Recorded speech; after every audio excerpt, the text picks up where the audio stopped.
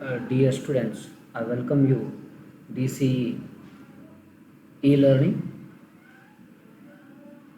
Myself, Ken Bhajantri.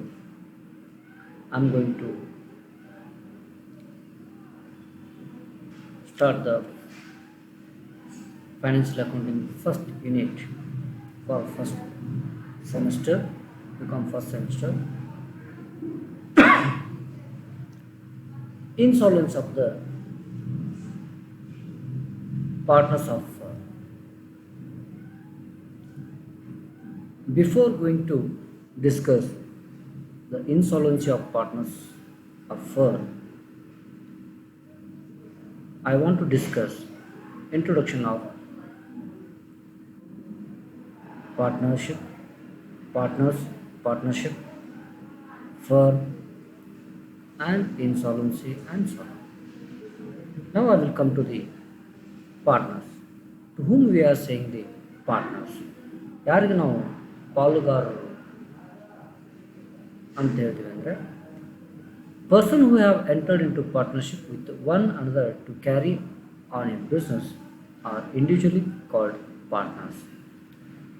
ಯಾವ ವ್ಯಕ್ತಿ ಒಂದು ವ್ಯವಹಾರದಲ್ಲಿ ಇನ್ನೊಬ್ಬನ ಜೊತೆ ಸೇರಿಕೊಂಡು ಮಾಡ್ತಕ್ಕಂಥ ವ್ಯವಹಾರವನ್ನು ನಾವು ಪಾಲುಗಾರಿಕೆ ಅಥವಾ ಪಾರ್ಟ್ನರ್ಸ್ ಅಂತ collectively called as A partnership firm. ಈ ಒಂದು ಇಬ್ಬರು ಕೂಡಿ ಮಾಡ್ತಕ್ಕಂಥ ಒಂದು ವ್ಯವಹಾರವನ್ನು ನಾವು ಪಾಲುಗಾರಿಕಾ ಸಂಸ್ಥೆ ಅಥವಾ ಪಾರ್ಟ್ನರ್ಶಿಪ್ ಫರ್ಮ್ ಅಂತ ಕರಿತೀವಿ. And the name under which their business is carried on is called the firm. ಅವರಿಬ್ಬರು ಕೂಡಿ ಏನು ಒಂದು ವ್ಯವಹಾರ ಮಾಡ್ತಾ ಇರ್ತಾರೆ, ಆ ಒಂದು ವ್ಯವಹಾರಕ್ಕೆ ಅಥವಾ ಒಂದು ವ್ಯಾಪಾರಕ್ಕೆ ಅಥವಾ ಒಂದು ತಾವು ಮಾಡ್ತಕ್ಕಂಥ ಒಂದು ಬಿಸ್ನೆಸ್ಸಿಗೆ ಒಂದು ಹೆಸರನ್ನು ಕೊಟ್ಟಿರ್ತಾರೆ. ಸೊ ಅದು ಫರ್ಮ್ ನೇಮ್ ಆಗಿರ್ತದೆ. ಇದು partners, partnership firms or firm name ಅಂತ ಹೇಳ್ತಾರೆ. ನೀವು ಆ ಚಿತ್ರದಲ್ಲಿ ನೋಡ್ಬೋದು. ಸೊ ಇಬ್ಬರು ವ್ಯಕ್ತಿಗಳು ಕೂಡಿಕೊಂಡು ಒಂದು ವ್ಯವಹಾರವನ್ನು ಮಾಡ್ತಾ ಇರ್ತಾರೆ. ಸೊ ಅಂಥ ಒಂದು ವ್ಯಕ್ತಿಗಳಿಗೆ ಪಾರ್ಟ್ನರ್ಸ್ ಅಂತ ಹೇಳ್ತೀವಿ ನಾವು. ಅವ್ರು ಮಾಡ್ತಕ್ಕಂಥ ಒಂದು ವ್ಯವಹಾರಕ್ಕೆ ಪಾರ್ಟ್ನರ್ಶಿಪ್ ಫರ್ಮ್ ಅಂತ ಹೇಳ್ತೀವಿ. ಅವರು ಒಂದು ಆ ಸಂಸ್ಥೆಗೆ ಒಂದು ಹೆಸರನ್ನ ಕೊಟ್ಟಿರ್ತಾರೆ, ಅದು ಫರ್ಮ್ ನೇಮ್ ಆಗಿರ್ತದೆ. ಅಕಾರ್ಡಿಂಗ್ ಟು ದ ಡೆಫಿನೇಷನ್ಸ್, ಏನು ಒಂದು ಪಾರ್ಟ್ನರ್ಶಿಪ್ ಆ್ಯಕ್ಟ್ ಡೆಫಿನೇಷನ್ ಪ್ರಕಾರ ಏನಪ್ಪ ಅಂದರೆ partnership firm is in India or govern by the Indian partnership act 1932. ಏನು ಡಿಫೈನ್ ಮಾಡುತ್ತೆ ಅಂದರೆ as per section 4 of the Indian partnership act, partnership is the relation between persons, ಅಂದರೆ ಇಬ್ಬರು ವ್ಯಕ್ತಿಗಳ ಜೊತೆಗೆ ಒಂದು ಸಂಬಂಧ ಇರತಕ್ಕಂಥದ್ದು, who have agreed to share the profits of a business carried on by all or any of them acting for all. So ಆ ಸಂಸ್ಥೆಯಲ್ಲಿ ಆಗ್ತಕ್ಕಂಥ ಒಂದು ಲಾಭ ಆಗಿರ್ಬೋದು, ಹಾನಿ ಆಗಿರ್ಬೋದು, ಅದನ್ನು ಹಂಚ್ಕೊಳ್ತಕ್ಕಂಥ ಒಂದು ಅಗ್ರಿಮೆಂಟ್ ಮಾಡ್ಕೊಂಡಿರ್ತಾರೆ. ಸೊ ಅದನ್ನು ಬಿಸ್ನೆಸ್ಸನ್ನು ಕ್ಯಾರಿ ಮಾಡೋದು ಇಬ್ಬರು ಕೂಡಿ ನಡೆಸ್ತಕ್ಕಂಥದ್ದು, ಅಥವಾ ಯಾರಾದರೂ ಒಬ್ಬರು ಅದನ್ನು ವ್ಯವಹಾರ ನಡೆಸ್ತಕ್ಕಂಥದ್ದನ್ನು ಜವಾಬ್ದಾರಿಯನ್ನು ಹೊತ್ಕೊಂಡು ಆ ವ್ಯವಹಾರವನ್ನು ನಡೆಸ್ತಾ ಇರ್ತಾರೆ. ಸೊ ಇದು ಇಂಡಿಯನ್ ಒಂದು ಪಾಲುಗಾರಿಕೆಯ ಒಂದು ಆ್ಯಕ್ಟ್ ಪ್ರಕಾರ 1932 ಪ್ರಕಾರ ಇದು ಡೆಫಿನೇಷನ್ ಆಗಿರ್ತದೆ. ಸೊ ಹಾಗಾದರೆ ಮತ್ತೆ ನಾವು ಹೇಳ್ಬೋದು ಏನಪ್ಪ ಪಾರ್ಟ್ನರ್ಶಿಪ್ ಫರ್ಮದ್ದು meaning. It is not a legal entity, it's not a separate, ಅಂದರೆ ಲೀಗಲ್ ಎಂಟಿಟಿ ಆಗಿರೋದು ಸಪ್ರೇಟ್ ಆಗಿರೋದಲ್ಲ, ಡಿಸ್ಟಿಂಕ್ಟ್ ಫ್ರಮ್ ಇಟ್ಸ್ ಮೆಂಬರ್ಸ್ ಆಗಿರೋದಲ್ಲ. Collective name is given to individual are composing it. ಹೇಳಿದ್ದೆ ನಾನು, ಸೊ ಇಬ್ಬರು ತಮ್ಮ ಪಾಲುದಾರರು ತಮ್ಮ ಹೆಸರನ್ನೇ ಕೊಡ್ಬೋದು ಅಥವಾ ಸೇರಿಕೊಂಡು ಹೊಸದಾಗಿ ಒಂದು ಹೆಸರನ್ನು ಕೊಡ್ಬೋದು. ಸೊ ಇದು ಅದು ಪಾರ್ಟ್ನರ್ಶಿಪ್ದ ಮೀನಿಂಗ್ ಆಗಿರ್ತದೆ. ಲಕ್ಷಣಗಳು ಈ ರೀತಿ ಇರ್ತದೆ. ಮೆಂಬರ್ಶಿಪ್ ಇರ್ತಾರೆ ಇಬ್ಬರಿಗಿಂತ ಹೆಚ್ಚಿಗೆ. ಸೊ ಕೆಲವು ಸಂಸ್ಥೆಗಳಲ್ಲಿ 10, ಕೆಲವು ಸಂಸ್ಥೆಗಳಲ್ಲಿ 20 ಮೆಂಬರ್ಸ್ ಆಗಲಿಕ್ಕೆ ಅವಕಾಶಗಳಿರ್ತದೆ. ಅನ್ಲಿಮಿಟೆಡ್ ಲಯಬಿಲಿಟೀಸ್ ಅಂತ ಹೇಳ್ತೀವಿ ಎರಡನೇದು. ಸೊ ಅಂದರೆ ಪಾರ್ಟ್ನರ್ಸ್ದು ಲಯಬಿಲಿಟೀಸ್ ಆರ್ ನಾಟ್ ಲಿಮಿಟೆಡ್. ಒಂದು ಕಂಪ್ನಿ ಅಂತ ಬಂದಾಗ ಅವರ ಒಂದು ಜವಾಬ್ದಾರಿ ಅಥವಾ ಅವ್ರ ಲಯಬಿಲಿಟಿ ಲಿಮಿಟೆಡ್ ಆಗಿರ್ತೈತೆ. ಬಟ್ ಪಾರ್ಟ್ನರ್ಶಿಪ್ ಫರ್ಮ್ಸಲ್ಲಿ ಅನ್ಲಿಮಿಟೆಡ್ ಲಯಬಿಲಿಟಿ, ಅವ್ರ ಹೊಣೆಗಾರಿಕೆ, ಸಂಸ್ಥೆ ಯಾವುದೇ ಒಂದು ತೊಂದರೆ ಅಂತ ಬಂದಾಗ ಅವರು ತಮ್ಮ ವೈಯಕ್ತಿಕ ಆಸ್ತಿಯನ್ನಾದರೂ ಮಾರಿ ಅಂದರೆ ಸಂಸ್ಥೆ ಮಾಡಿದಂಥ ಒಂದು ಹೊಣೆಗಾರಿಕೆಯನ್ನು ತೀರಿಸಬೇಕಾಗ್ತದೆ. Sharing of profit or loss. So ಎಲ್ಲರೂ ಏನು ಪ್ರಾಫಿಟ್ ಆಗ್ತದೆ ಅದನ್ನು ಪಾರ್ಟ್ನರ್ಸರು ಹಕ್ಕುದಾರರಾಗಿರ್ತಾರೆ, ಅದನ್ನು ಶೇರನ್ನು ಹಂಚಿಕೊಳ್ತಾರೆ, ಅಂದರೆ ತಮ್ಮ ಭಾಗದ ಲಾಭವನ್ನು ತಾವು ಹಂಚಿಕೊಳ್ತಾರೆ. ಲಾಸ್ ಬಂದರೂ ಅದೇ ರೀತಿಯಾಗಿ ಸೊ ತಮ್ಮದೊಂದು ರೇಷಿಯೋ ಅಂತ ಇರ್ತದೆ, ಆ ರೇಷಿಯೋ ಪ್ರಕಾರ ಪ್ರಾಫಿಟ್ ಆಗಿರ್ಬೋದು, ಲಾಸ್ ಆಗಿರ್ಬೋದು ಹಂಚಿಕೆ ಮಾಡ್ಕೊಳ್ತಾರೆ. ಮ್ಯೂಚುವಲ್ ಏಜೆನ್ಸಿ ಅಂತ ಹೇಳ್ತೀವಿ ನಾವು. ಸೊ ಇಬ್ಬರು ಕೂಡಿಕೊಂಡು ಒಂದು ಒಮ್ಮತಿ ಮೇರೆಗೆ ಈ ಸಂಸ್ಥೆಯನ್ನು ಇದು ಮಾಡ್ತಿರ್ತಾರೆ. ವಾಲಂಟ್ರಿ ರಿಜಿಸ್ಟ್ರೇಷನ್, ಸೊ ಕೆಲವು ಸಲ ಕಂಪಲ್ಸರಿ ಅಂತ ರಿಜಿಸ್ಟ್ರೇಷನ್ ಇರ್ತದೆ ಅಥವಾ ವಾಲಂಟ್ರಿ ರಿಜಿಸ್ಟ್ರೇಷನ್ ಇರ್ತದೆ. ಸೊ ಲೀಗಲ್ ಆಗಿ ಬಿಸ್ನೆಸ್ ನಡೆಸಬೇಕಂದಾಗ ಕೆಲವು ಸಲ ಕಂಪಲ್ಸರಿಯಾಗಿ ನಾವು ರಿಜಿಸ್ಟ್ರೇಷನ್ ಮಾಡಬೇಕಾಗತ್ತೆ, ಅಥವಾ ಒಪ್ಪಂದದ ನಡುವೆ ವಾಲಂಟ್ರಿ ರಿಜಿಸ್ಟ್ರೇಷನ್ ಆದರೂ ನಾವು ಮಾಡಿಕೊಂಡು ಸೊ ರಿಜಿಸ್ಟ್ರೇಷನ್ ಮಾಡದೆ ವ್ಯವಹಾರವನ್ನು ಮಾಡ್ಬೋದು. ಕಂಟಿನ್ಯೂಟಿ, ಸೊ ಯಾವಾಗಲೂ ಇರ್ತದೆ. ಕಾಂಟ್ರಾಕ್ಚುವಲ್ ರಿಲೇಷನ್ಶಿಪ್ ಅಂತ ಇರ್ತದೆ. ಟ್ರಾನ್ಸ್ಫರ್ ಆಫ್ ಇಂಟ್ರೆಸ್ಟ್, ಒಬ್ಬರಿಂದ ಒಬ್ಬರಿಗೆ ಸೊ ಟ್ರಾನ್ಸ್ಫರ್ ಆಫ್ ಇಂಟ್ರೆಸ್ಟನ್ನು ಮಾಡ್ಬೋದು. ಇವು ಅದರ ಲಕ್ಷಣಗಳಂತ ಹೇಳ್ಬೋದು. ನಾವೀಗ ಈ ಚಾಪ್ಟರ್ನ ಮೇನ್ ತಿರುಳಿಗೆ ಬರೋಣ. ಸೊ ಇಲ್ಲಿ ನಾವು meaning of solvency and insolvency ಅಂತ ಹೇಳ್ತೀವಿ. ಸಾಲ್ವೆನ್ಸಿ ಅಂದರೆ ಏನು? ಸಬಲ ಅಂತ ಹೇಳ್ತೀವಿ. ವ್ಯಕ್ತಿ ತಾನು ಮಾಡಿದಂಥ ಸಾಲವನ್ನು ತೀರಿಸುವಂಥ ವ್ಯಕ್ತಿಗೆ ಸಾಲ್ವೆನ್ಸಿ ಅಂತ ಹೇಳ್ತೀವಿ ನಾವು. So assets are more than liabilities. Okay, so ಇಲ್ಲಿ ಯಾರು ಆಸ್ತಿಗಳು ಜಾಸ್ತಿ ಆಗಿರ್ತೈತೆ ಮತ್ತು ಜವಾಬ್ದಾರಿಗಳು ಅಂತ ಸಾಲ ಅಂತ ಆಗಿರ್ಬೋದು, ಲಯಬಿಲಿಟಿ ಅಥವಾ ಹೊಣೆಗಾರಿಕೆ ಕಡಿಮೆ ಇರ್ತದೆ ಅಂಥ ಒಂದು ವ್ಯಕ್ತಿಗೆ ಸಾಲ್ವೆನ್ಸಿ ಅಂತ ಹೇಳ್ತೀವಿ. ಅಂದರೆ ತಾನು ಮಾಡಿದಂಥ ಸಾಲ ಆಗಿರ್ಬೋದು, ತಾನು ಮಾಡಿದಂಥ ಏನಾದರೂ ನಷ್ಟವನ್ನು ಅನುಭವಿಸಿದಾಗ ಸರಿಪಡಿಸ್ತಕ್ಕಂಥ ಒಂದು ವ್ಯಕ್ತಿ ಅವನಲ್ಲಿ ಶಕ್ತಿ ಇರ್ತದೆ. ಅಂದರೆ ಅಸೆಟ್, ಅವನ ಆಸ್ತಿ ದೊಡ್ಡದಾಗಿರ್ತದೆ ಬಟ್ ಹೊಣೆಗಾರಿಕೆ ಕಡಿಮೆ ಇರ್ತದೆ. ಅತಿ ಸರಳವಾಗಿ ಅವನು ತನ್ನ ಹೊಣೆಗಾರಿಕೆನ ತೀರಿಸ್ಕೋಬೋದು ಅಂಥ ಒಂದು ವ್ಯಕ್ತಿಗೆ ನಾವು ಸಾಲ್ವೆನ್ಸಿ ಅಂತ ಹೇಳ್ತೀವಿ. ಇನ್ಸಾಲ್ವೆನ್ಸಿ ಅಂತಂದರೆ ಏನು? ಇನ್ ಎ ಸಿಂಪಲ್ ಟರ್ಮಲ್ಲಿ ಹೇಳ್ಬೇಕಂದ್ರೆ a firm is called insolvent ಅಥವಾ a partner is called insolvent when it is unable to meet its financial obligations. ಅಂದರೆ ಲಯಬಿಲಿಟಿ ಜಾಸ್ತಿ ಇರ್ತದೆ ಈ ವ್ಯಕ್ತಿ, ಬಟ್ ಆಸ್ತಿ ಕಡಿಮೆ ಇರ್ತದೆ. ಸೊ ತನ್ನ ಸಾಲ ತೀರಿಸುವ ಕೆಪಾಸಿಟಿ, ಅಂದರೆ ತನ್ನ ಸಾಲ ತೀರಿಸುವ ಶಕ್ತಿಗಿಂತ ಹೆಚ್ಚಿಗೆ ದುಡ್ಡನ್ನು ಸೊ ಸಾಲವನ್ನಾಗಿ ಪಡೆದಿರ್ತಾನೆ, ಅವನಿಗೆ ಇನ್ಸಾಲ್ವೆನ್ಸಿ. ಅದೇ ರೀತಿ ಇನ್ಸಾಲ್ವೆನ್ಸಿ ಫರ್ಮ್ ಅಂತಂದರೆ the firm it is unable to pay ಅಥವಾ unable to meet its financial obligations ಅಂತ ಹೇಳ್ತೀವಿ. ತನ್ನ ಒಂದು ಸಂಸ್ಥೆಯಲ್ಲಿ ಆಗತಕ್ಕಂತಹ ಒಂದು ವ್ಯವಹಾರಗಳ ತೊಂದರೆಗಳನ್ನು ಮೀಟ್ ಮಾಡ್ತಕ್ಕಂಥದ್ದು, ಅಂದರೆ ವ್ಯವಹಾರವನ್ನು ನಡೆಸುವಂಥ ಶಕ್ತಿಯನ್ನು ಕಳ್ಕೊಂಡಿರತಕ್ಕ ಒಂದು ಸಂಸ್ಥೆಗೆ ನಾವು ಇನ್ಸಾಲ್ವೆನ್ಸಿ ಅಂತಂದರೆ ದಿವಾಳಿತನ. ಸೊ ಸಂಸ್ಥೆ ಹೆಚ್ಚಿನ ಪ್ರಮಾಣದಲ್ಲಿ ಸಾಲ ಮಾಡಿಕೊಂಡು ದಿವಾಳಿ ಆಗಿರ್ತಕ್ಕಂಥದ್ದಕ್ಕೆ ನಾವು ಇನ್ಸಾಲ್ವೆನ್ಸಿ ಫಾರ್ಮ್ ಅಂತ ಹೇಳ್ತೀವಿ ನಾವು. ಸೊ ಇಲ್ಲಿ ಹಾಗಾದರೆ ನೋಡಿರಿ ಮತ್ತೊಂದು ಸಾರಿ ಅದರ ಅರ್ಥವನ್ನು ನೋಡೋಣ. Capital of accounts of partners always shows debit balance. So ಇಲ್ಲಿ ಪಾರ್ಟ್ನರ್ಸ್ದು ಯಾವಾಗಲೂ ಅಂದರೆ ಕ್ರೆಡಿಟ್ಗಿಂತ ಡೆಬಿಟ್ ಬ್ಯಾಲೆನ್ಸ್ ಜಾಸ್ತಿ, ಅಂದರೆ ಹೊಣೆಗಾರಿಕೆನೇ ಜಾಸ್ತಿ ತೋರಿಸ್ತಾ ಇರ್ತದೆ.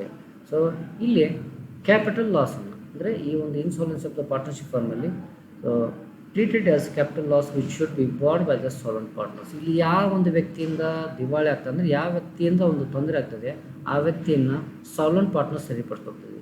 ಫಾರ್ ಎಕ್ಸಾಂಪಲ್ 3 ಮಂದಿ ಪಾರ್ಟ್ನರ್ಸ್ ಇರ್ತಾರೆ, ಅವಲ್ಲಿ ಒಂದು ಪಾರ್ಟ್ನರ್ಸ್ ಏನಾದರೂ ದಿವಾಳಿ ಆದರೆ, ಅಂದರೆ ಸಾಲವನ್ನು ಹೆಚ್ಚಿನ ಪ್ರಮಾಣದಲ್ಲಿ ಮಾಡಿಕೊಂಡು ದಿವಾಳಿ ಆದರೆ ಅವನು ಮಾಡಿದಂತಂದರೆ ಸಂಸ್ಥೆ ಪರವಾಗಿ ಅವನ ಸಂಸ್ಥೆ ಒಂದು ಪಾಲುದಾರ ಆಗಿರ್ತಾನೆ, ಅವನು ಮಾಡಿದಂಥ ಒಂದು ಸಾಲವನ್ನು, ಅವನಿಂದ ಆದಂಥ ತೊಂದರೆಯನ್ನು ಈ ಒಂದು ಸಾಲ್ವೆಂಟ್ ಪಾರ್ಟ್ನರ್ಸು ಸರಿಪಡಿಸಬೇಕಾಗ್ತದೆ. So unable to bring in the necessary cash from the private assets. So ಯಾರಿಗೆ ಈ ಇನ್ಸಾಲ್ವೆಂಟ್ ಅಂತ ಹೇಳ್ತೀವಲ್ಲ, ಅವನು ಯಾವುದೋ ಒಂದು ಆಸ್ತಿಯನ್ನು, ಅವನು ಪ್ರೈವೇಟ್ ಆಸ್ತಿ ಇದನ್ನು ಮಾರಿ ತರ್ತೀವಿ, ಬಟ್ ಒಂದು ವೇಳೆ ಕೆಲವು ಸಲ ಇಷ್ಟು ಸಾಲ ಮಾಡ್ತಾನೆ, ಅದನ್ನು ತಂದರೂ ಇವರು ಸಾಲವನ್ನು ತೀರಿಸ್ತಾರಂಥ ಪರಿಸ್ಥಿತಿ ನಿರ್ಮಾಣ ಆಗಿರ್ತದೆ. So assets are less than the liabilities. ಯಾರ್ದು ಇನ್ಸಾಲ್ವೆಂಟ್ ಪಾರ್ಟ್ನರ್ಸ್ ಇದೆ ಯಾವಾಗಲೂ ಅಸೆಟ್ಸು ಕಡಿಮೆ ಇರ್ತದೆ ಬಟ್ ಲಯಬಿಲಿಟಿ ಜಾಸ್ತಿ ಆಗಿರ್ತದೆ. ಸೊ ಹೀಗಾಗಿ ಅವನಿಂದ ಕ್ಯಾಪಿಟಲ್ ಡೆಫಿಷಿಯನ್ಸಿ, ಅಂದರೆ ಬಂಡವಾಳದ ಕೊರತೆ ಉಂಟಾಗ್ತದೆ. ಇಲ್ಲಿ ಒಂದು ಫಾರ್ಮುಲಾ ಮೂಲಕ ನಿಮ್ಮದು ಸಾಲ್ವೆನ್ಸಿ ಮತ್ತು ಇನ್ಸಾಲ್ವೆನ್ಸಿ ಹೇಳ್ಬೋದು. Solvency able to meet its financial obligation, it means firms assets are more than the liabilities. Solvency firm ಅಂತ ಯಾವುದಕ್ಕೆ ಅಂತ ಹೇಳ್ತಂದರೆ, ಸೊ ಅಸೆಟ್ ಜಾಸ್ತಿ ಆಗಿರ್ತದೆ, ಲಯಬಿಲಿಟಿ ಕಡಿಮೆ ಆಗಿರ್ತದೆ. Asset is more than the liabilities is called solvency ಅಂತ ಹೇಳ್ತೀವಿ ನಾವು. ಇನ್ಸಾಲ್ವೆನ್ಸಿ ಅಂತಂದರೆ ಯಾವ್ದು ಹೇಳ್ತೀವಿ? Unable to meet its financial obligations, it means firm assets are less than the liabilities. ಅಂದರೆ ಇಲ್ಲಿ ಏನಾಗಿರ್ತದೆ ಅಂದರೆ ಫರ್ಮ್ ಅಸೆಟ್ಸು ಭಾಳಷ್ಟು ಕಡಿಮೆ ಇರ್ತದೆ, ಅದು ಲಯಬಿಲಿಟಿ ಅಂದರೆ ಹೊಣೆಗಾರಿಕೆಗಿಂತ ಕಡಿಮೆ ಆಗಿರ್ತೈತಿ. ಸೊ ಹೀಗಾಗಿ ಏನಾಗುತ್ತೆ ಅಂತಂದರೆ ಇದು ಸಂಸ್ಥೆಗೆ ತೊಂದರೆ ಆಗ್ತದೆ. ಅಂದರೆ liabilities are more but assets are less ಆಗಿರ್ತದೆ. ಸೊ ಇಲ್ಲೇ ಸ್ವಲ್ಪ ಸಿಂಬಲ್ ಚೇಂಜ್ ಆಗಿದೆ, ನಾನು ಸ್ವಲ್ಪ ಇದನ್ನು ಸರಿಪಡಿಸ್ಲಿಕ್ಕೆ ಪ್ರಯತ್ನ ಮಾಡ್ತೀನಿ. ಓಕೆ, ಇನ್ನು ಮುಂದೆ ಬರ್ತಕ್ಕಂಥದ್ದು ಅಕೌಂಟಿಂಗ್ ಪ್ರೊಸೀಜರ್ಸ್ ಏನು? ಈ ಒಂದು ಇನ್ಸಾಲ್ವೆನ್ಸಿ ಫರ್ಮಲ್ಲಿ ಅಕೌಂಟಿಂಗ್ ಪ್ರೊಸೀಜರ್ಸ್ ಏನಾಗಿರ್ತದೆ ನೋಡೋಣ. ಇಲ್ಲೇ ಮೊದಲಿಗೆ realisation of account is prepared. Realisation ಅಕೌಂಟನ್ನು ಪ್ರಿಪೇರ್ ಮಾಡಬೇಕಾಗುತ್ತೆ. ರಿಯಲೈಸೇಷನ್ ಅಕೌಂಟ್ ಅಂದರೆ it's the process of so ಆ ಸಂಸ್ಥೆ ಮುಚ್ಚುವಂಥ ಒಂದು ಸ್ಥಿತಿ ನಿರ್ಮಾಣ ಆಗಿದ್ದು ಒಬ್ಬ ದಿವಾಳಿತನದಿಂದ ಫರ್ಮೇ ಮುಚ್ಚಬೇಕಾಗ್ತದೆ. ಅಂಥ ಸಮಯದಲ್ಲಿ ರಿಲೇಷನ್ ಅಕೌಂಟ್ ಅಂತ ಹಾಕ್ತೀವಿ. ಈ ರಿಲೇಷನ್ ಅಕೌಂಟ್ ಎದಕ್ಕೆ ಹಾಕ್ತೀವಿ ಅಂತಂದರೆ ನಮ್ಮ ಸಂಸ್ಥೆಯಲ್ಲಿ ಇರ್ತಕ್ಕಂಥ ಅಸೆಟ್ಟನ್ನು ಮಾರಿಬಿಟ್ಟು ಕ್ಯಾಶ್ ಆಗಿ ಕನ್ವರ್ಟ್ ಮಾಡ್ತಕ್ಕಂಥದ್ದು ವ್ಯವಸ್ಥೆ ಆಗ್ತದೆ. ಅದಕ್ಕೆ ನಾವು ರಿಲೇಷನ್ ಅಕೌಂಟ್ ಅಂತ ಹೇಳ್ತೀವಿ. ಸೊ ಒಟ್ಟಾರೆಯಾಗಿ ಸಂಸ್ಥೆ ರಿಲೇಷನ್ ಅಕೌಂಟನ್ನು ಪ್ರಿಪೇರ್ ಮಾಡ್ತದೆ, ರಿಲೇಷನ್ ಅಕೌಂಟನ್ನು ಕ್ಲೋಸ್ ಮಾಡ್ತದೆ, ಕ್ಲೋಸ್ ಮಾಡಿ ಅಲ್ಲಿ so relation account close by the transferring it into partners capital account in their profit sharing ratio. ಅಲ್ಲಿ ಪ್ರಾಫಿಟ್ ಆಗಿರ್ಬೋದು, ಲಾಸ್ ಆಗಿರ್ಬೋದು, ಅಲ್ಲಿ ಏನಿರ್ತದಲ್ಲ ಆ ಒಂದು ರಿಲೇಷನ್ ಅಕೌಂಟಿಂದ ಅಂದರೆ ಆ ಅಸೆಟ್ಟನ್ನು ಮಾರಿ ಬಂದಂಥ ಲಾಭ ಆಗಿರ್ಬೋದು, ಹಾನಿ ಆಗಿರ್ಬೋದು, ಅದನ್ನು ನಾವು ಪಾರ್ಟ್ನರ್ಸ್ಗೆ ಟ್ರಾನ್ಸ್ಫರ್ ಮಾಡ್ತೀವಿ.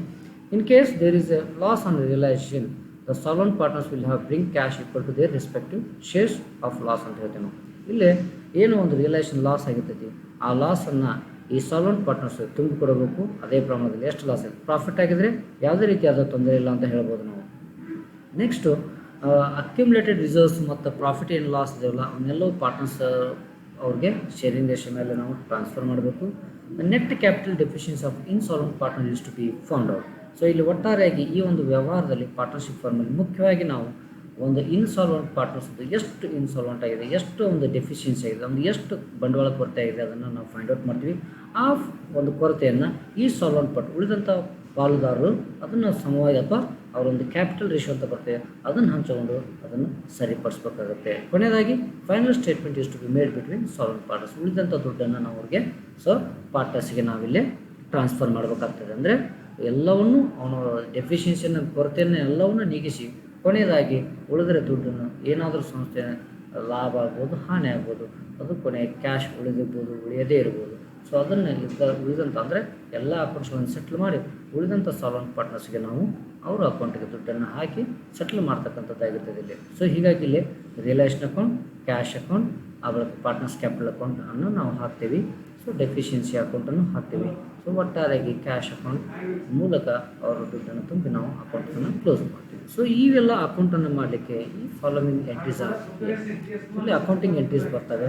ಒಂದು asset transfer to at book value, realisation ಅಂದರೆ ಅಸೆಟ್ಸನ್ನು ಟ್ರಾನ್ಸ್ಫರ್ ಮಾಡ್ತೀವಿ ನಾವು, ಅದಕ್ಕೆ ರಿಯಲೈಸೇಷನ್ ಅಕೌಂಟ್ ಬಿಟ್ಟು ಈಚ್ ಅಸೆಟ್ ಅಕೌಂಟ್ ಅಂತ ಹೇಳ್ತೀವಿ. ಎಕ್ಸಾಂಪಲ್ಸ್ ಫರ್ನಿಚರ್ ಆಗಿರ್ಬೋದು, ಮಟೀರಿಯಲ್ಸ್, ಮಷೀನ್ಸ್ ಏನಿದೆ ಅವೆಲ್ಲವನ್ನು ಟ್ರಾನ್ಸ್ಫರ್ ಮಾಡಬೇಕಾಗ್ತದೆ. ಎರಡನೇದು ಲ್ಯಾಬ್ಸನ್ನು ಟ್ರಾನ್ಸ್ಫರ್ ಮಾಡ್ತೀವಿ. ಸೊ ಈಚ್ ಲ್ಯಾಬಿಟಿ ಅಕೌಂಟೇ ಬಿಟ್ಟು ರಿಯಲೈಸೇಷನ್ ಅಕೌಂಟ್ ಅಂತ ಹೇಳ್ತೀವಿ ನಾವು. ಇನ್ನು ಇದು ಅಸೆಟ್ ಮತ್ತು ಲ್ಯಾಬಿಟಿ ಟ್ರಾನ್ಸ್ಫರ್ ಮಾಡಿದಾಗ. ಮೂರನೇದು ಈ ಅಸೆಟ್ಟನ್ನು ಮಾರಲಿಕ್ಕೆ ನಮಗೆ ಅಂದರೆ ಅಸೆಟ್ಟನ್ನು ಮಾರಿದಾಗ ಕ್ಯಾಶ್ ಬರ್ತದೆ, ಅದಕ್ಕೆ ನಾವು ಅಸೆಟ್ ರಿಯಲೈಸೇಷನ್ ಕ್ಯಾಶ್, ಬ್ಯಾಂಕ್ ಅಕೌಂಟೇ ಬಿಟ್ಟು ರಿಯಲೈಸೇಷನ್ ಅಕೌಂಟ್ ಅಂತ ಹೇಳ್ತೀವಿ ನಾವು. ಈ ರಿಯಲೈಸೇಷನ್ ಮಾಡುವ ಕೆಲವು ಎಕ್ಸ್ಪೆನ್ಸಸ್ಗಳು ಬರ್ತವೆ, ಅದನ್ನು ನಾವು ಪೇ ಮಾಡಲೇಬೇಕು. ಪೇ ಮಾಡಿದಾಗಲೇ ಅಸೆಟ್ಟನ್ನು ಮಾರಲಿಕ್ಕಾಗ್ತದೆ. ಅದಕ್ಕೆ ರಿಯಲೈಸೇಷನ್ ಎಕ್ಸ್ಪೆನ್ಸಸ್ಸನ್ನು ನಾವು ಯಾವ ರೀತಿ ಎಂಟ್ರಿ ಮಾಡ್ತೀವಿ ಅಂದರೆ ರಿಯಲೈಸೇಷನ್ ಅಕೌಂಟೇ ಬಿಟ್ಟು ಬ್ಯಾಂಕ್ ಅಕೌಂಟ್ ಅಂತ ಎಂಟ್ರಿ ಮಾಡ್ತೀವಿ. ಇನ್ನು liabilities are paid in full settlement. ಏನು ಸಂಸ್ಥೆ ಒಂದು ಲ್ಯಾಬಿಟೀಸ್ ಇರ್ತವೆ, ಔಟ್ಸೈಡ್ ಲ್ಯಾಬಿಟೀಸನ್ನು ನಾವು ಪೇ ಮಾಡಬೇಕು. ಅದನ್ನು ಪೇ ಮಾಡಿದಾಗ ಯಾವ ರೀತಿ ಎಂಟ್ರಿ ಅಂದರೆ ರಿಯಲೈಸೇಷನ್ ಅಕೌಂಟೇ ಬಿಟ್ಟು ಬ್ಯಾಂಕ್ ಅಕೌಂಟ್ ಅಂತ ಹೇಳ್ತೀವಿ ನಾವು. ಇನ್ನು ಏನಾದರೂ ರಿಯಲೈಸೇಷನ್ ಎಲ್ಲ ಅಕೌಂಟ್ ಕ್ಲೋಸ್ ಮಾಡುವಾಗ ಪ್ರಾಫಿಟ್ ಏನಾದರೂ ರಿಯಲೈಸೇಷನ್ ಪ್ರಾಫಿಟನ್ನು ನಾವೆಲ್ಲ ಅಕೌಂಟ್ಸ್ ಪಾರ್ಟ್ನರ್ಸ್ಗೆ ಟ್ರಾನ್ಸ್ಫರ್ ಮಾಡ್ತೀವಿ. Realisation account debit to each partners capital account, A B C ಯಾರೇ ಆಗಿರ್ಬೋದು ಅವರ ಒಂದು ಕ್ಯಾಪಿಟಲ್ಗೆ ಸೊ ನಾವು ಕ್ರೆಡಿಟ್ ಮಾಡ್ತೀವಿ. ಒಂದು ವೇಳೆ ಲಾಸ್ ಆದರೆ each partners capital account realisation account ಅಂತ ಹೇಳ್ತೀವಿ ನಾವು. ಅಂದರೆ ಅವರು ಅಕೌಂಟಿಗೆ ಡೆಬಿಟ್ ಹಾಕಿ ರಿಯಲೈಸೇಷನ್ ಅಕೌಂಟಿಗೆ ಕ್ರೆಡಿಟ್ ಹಾಕ್ತೀವಿ ಅಂದರೆ ಲಾಸನ್ನು. ಇನ್ನು ಸಾಲ್ವೆಂಟ್ ಪಾರ್ಟ್ನರ್ಸ್ ಏನಾದರೂ ಲಾಸ್ ಆಗಿದ್ದರೆ ಈಕ್ವಲ್ ಅಮೌಂಟನ್ನು ಕ್ಯಾಶ್ ಹಾಕಬೇಕು. ಅದಕ್ಕೆ ನಾವು ಬ್ಯಾಂಕ್ ಅಕೌಂಟ್ ಬಿಟ್ಟು ಸಾಲ್ವೆಂಟ್ ಪಾರ್ಟ್ನರ್ಸ್ ಕ್ಯಾಪಿಟಲ್ ಅಕೌಂಟ್ ಅಂತೀವಿ. ಇಲ್ಲಿ ಇನ್ಸಾಲ್ವೆಂಟ್ ಬರೋದಿಲ್ಲ. ಸೊ ಬ್ಯಾಂಕ್ ಅಕೌಂಟ್ ಬಿಟ್ಟು ಸಾಲ್ವೆಂಟ್ ಪಾರ್ಟ್ನರ್ಸ್ ಅಂತ ಹೇಳ್ತೀವಿ. ಇನ್ನು ಡೆಫಿಷಿಯನ್ಸಿ ಏನಾದರೂ ಬಂದರೆ so insolvent partners spot in cash recover ಮಾಡಿದೆ ಅಂದರೆ ಅವನು ಏನು ಡೆಫಿಷಿಯನ್ಸಿ ಇನ್ಸಾಲ್ವೆಂಟ್ ಪಾರ್ಟ್ನರ್ ಇರ್ತಾರೆ ಅವನ ಕಡೆಯಿಂದ ಏನಾದರೂ ಅಸೆಟ್ಸ್ ಅಥವಾ ಏನಾದರೂ ವೈಯಕ್ತಿಕ ಆಸ್ತಿ ಇದ್ದರೆ ಬರ್ತಕ್ಕಂಥ ದುಡ್ಡಿದ್ರೆ ಅದನ್ನು ನಾವು ಕಲೆಕ್ಟ್ ಮಾಡ್ತೀವಿ. ಅದಕ್ಕೆ ಬ್ಯಾಂಕ್ ಅಕೌಂಟ್ ಬಿಟ್ಟು ಇನ್ಸಾಲ್ವೆಂಟ್ ಪಾರ್ಟ್ನರ್ಸ್ ಕ್ಯಾಪಿಟಲ್ ಅಕೌಂಟ್ ಅಂತ ಹೇಳ್ತೀವಿ ನಾವು. ಈ ರೀತಿಯಾಗಿ ಅವನು ಕಲೆಕ್ಟ್ ಮಾಡ್ತೀವಿ. ಇನ್ನು capital deficiency of the insolvent partners transfer to solvent partners. ಅವನ ಒಂದು ಇದನ್ನು ನಾವು ಸಾಲ್ವೆಂಟ್ ಪಾರ್ಟ್ನರ್ ಮಾಡ್ತೀವಿ.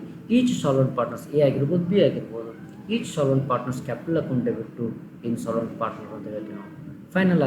Final payment made to the partners ಅಂತ ಬಂದಾಗ ಪಾರ್ಟ್ನರ್ಸ್ ಕ್ಯಾಪಿಟಲ್ ಅಕೌಂಟೇ ಬಿಟ್ಟು ಕ್ಯಾಶ್ ಆರ್ ಬ್ಯಾಂಕ್ ಅಕೌಂಟ್ ಅಂತ ಅಂದರೆ ಕ್ಯಾಶ್ ಅಕೌಂಟ್ ಮೂಲಕ ಸೊ ಸಾಲ್ವೆಂಟ್ ಪಾರ್ಟ್ನರ್ಸ್ಗೆ ಏನಾದರೂ ದುಡ್ಡು ಕೊಡೋದಿದ್ರೆ ಅದನ್ನು ಕೊಟ್ಟು ನಾವಿಲ್ಲಿ ಆ ಅಕೌಂಟನ್ನು ಕ್ಲೋಸ್ ಮಾಡ್ತೀವಿ. ಈ 11 ಎಂಟ್ರಿಗಳನ್ನು ಸರಿಯಾದ ರೀತಿಯಲ್ಲಿ ನೆನಪಿಟ್ಟುಕೊಂಡ್ರೆ, ಸರಿಯಾದ ರೀತಿಯಲ್ಲಿ ಮಾಡೋದನ್ನು ಕಲ್ತ್ಕೊಂಡ್ರೆ ಈ ಒಂದು ಇನ್ಸಾಲ್ವೆನ್ಸಿ ಆಫ್ ದ ಪಾರ್ಟ್ನರ್ಶಿಪ್ ಫಾರ್ಮನ್ನು ನಾವು ಸರಿಯಾದ ರೀತಿಯಲ್ಲಿ ಅಕೌಂಟ್ಸನ್ನು ಬರೀಬಹುದು. Thank you.